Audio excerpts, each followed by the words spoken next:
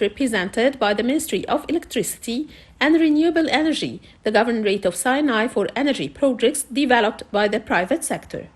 The operation of the power station contributes to transforming Sharm el-Sheikh into a smart green city. There is also an expansion in the development of new and renewable energy projects to serve various sectors, whether agriculture, tourism, industrial, or residential. In the countdown to COP27, Sharm el-Sheikh has been the scene of frenzied activity with 30 national projects expected to be completed within the next few days. Khaled Fouda, governor of Sinai, said that the projects include the construction of a bridge on the King Salman route, the construction of 5 transverse axes linking El Salem, King Salman, and the Ring Road, the construction of the management unit for Sharm el-Sheikh, a central park, a commercial mall, a complex for banks, the construction of a hospital, a heritage village, the upgrading of the international camel track in the safari area, the beautifying and cultivating of main roads, and the construction of 3 solar power stations alongside garaging for electric buses.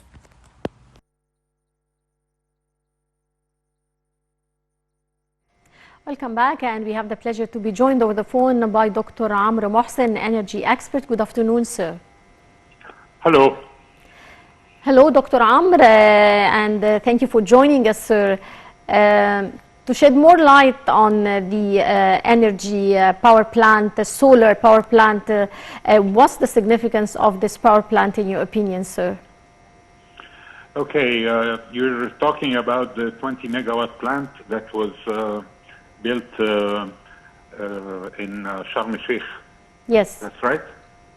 Okay. Well, it's a good thing, of course, to build a solar photovoltaic plant that produce green electricity. And to do that in a city like Sharm el-Sheikh is good. And to put it into scale, the electricity produced of this 20 megawatt PV plant will be enough to supply the demand of 6,000 hotel rooms. Yes. So just to give you into scale.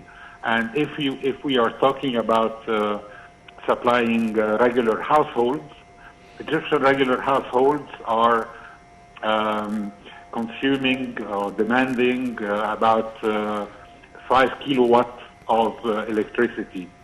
So it could produce sufficient electricity to cover also 4,000 Egyptian houses. So that puts it into scale, and of course it's a very good thing to do. Mm-hmm. Well, Dr. Amr, Egypt is pressing forward with the renewable energy projects to reduce climate change effects. Now, how far has Egypt progressed to reach that end? Well, we have reached a good place, if you like, but of course there's a lot still to be done, and of course the major difficulty, if you like, is financing. So you have to find the proper financing to be able to accelerate at the speed that you need to do in order to reduce greenhouse gas effects emissions and carbon emissions, etc., that of course enhance climate change. Mm-hmm. Sir, how does the state encourage private sector to implement these clean energy projects? Well, there has been a number of private sector encouragements. Let's start in 2014, for example, when the Ministry of Electricity and Renewable Energy here in Egypt has announced that they would apply a FIT program. FIT means feed-in tariff, which means that if you are a regular household in Egypt, anywhere in Egypt, in any city, you don't have to be in Cairo or Alexandria, you can be in any city that is connected to the national grid of electricity, and your house is connected to the national grid. If you place on the top of the roof of your house a solar photovoltaic plant, if you like, small plant, that produces electricity, then you could connect the plant to the national grid. And then they changed the electricity counter into a two-way counter. Yeah. So you produce electricity and you feed it into the grid. And when you need electricity, you could either take it from your rooftop plant or you could take it from the grid. And this, of course, is very, very good because it people who apply these plants on the rooftop are no longer in need of batteries, which are expensive, etc. And also the grid gets fed by electricity from your plant. And then if you inject into the national grid more than you consume, then they pay you for the amount of energy that you have fed into the national grid. So that was a very good initiative. And there are many, many other initiatives that are very good. For example, another example, the Benban solar photovoltaic plant north of Aswan is really something that is tremendous in its size.